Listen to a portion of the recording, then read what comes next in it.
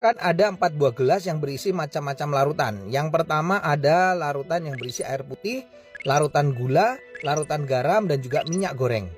Dan masing-masing larutan nanti saya akan campurkan dengan sel darah manusia. Ini adalah darah manusia yang sudah ambil menggunakan jarum suntik. Nah, lalu saya akan teteskan pertama kali pada larutan yang pertama, yaitu air putih. Kalau kita perhatikan di sini darah dengan air putih langsung akan larut. Bahkan ini saya siapkan ada batang pengaduk, saya akan aduk sampai dengan merata, dan di bagian batang pengaduknya pun juga tampak bersih, tidak ada darah yang menempel. Ini artinya darah dengan air dia akan terlarut sempurna. Lalu bagaimana dengan larutan gula? Saya akan teteskan darah pada larutan gula. Kalau kita bandingkan dengan air putih tadi, pada larutan gula ini sel darahnya tidak akan larut ke bawah, justru dia akan mengendap di bagian atas. Dan akan saya gunakan batang pengaduk. Nah, Anda bisa lihat ini beda sekali. Sel darahnya justru menempel pada batang pengaduk. Ini kenapa? Karena gula itu bersifat perlengketan. Berbeda dengan air putih tadi, batang pengaduknya bersih. Makanya orang kalau kena diabetes, terjadi perlengketan pada darahnya, mengalami rasa haus, kemudian sering buang air kecil, dan akhirnya suka ngemil.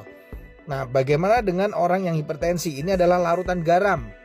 Ini darahnya saya akan teteskan pada larutan garam. Lalu saya akan juga sama masukkan batang pengaduk. Dan ini berbeda dengan diabetes, di mana sel darah yang menempel pada batang pengaduknya tidak selengket pada gula, larutan gula. Tapi yang membedakan pada orang darah tinggi atau hipertensi yang terlalu sering makan asin-asin, ini kelihatan sel darah merahnya akan terurai, dia akan rusak, dia akan pecah.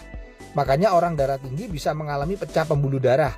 Yang terakhir saya akan teteskan darah ini di dalam minyak goreng. Nah, kalau saya teteskan ini langsung bisa terlihat sel darahnya nggak bisa larut, tidak juga ya mengendap di bagian atas, tapi justru menggumpal-gumpal. Ini membuktikan bahwa orang yang tinggi kolesterolnya akan mengakibatkan penggumpalan sel darah. Jadi sel darahnya akan menggumpal-gumpal, dan ini yang bisa menimbulkan penyumbatan pada pembuluh darah. Ini adalah percobaan sederhana yang saya lakukan dengan menggunakan 4 macam larutan yang berbeda. Semoga percobaan ini bisa menjadi inspirasi untuk kita agar tetap sehat.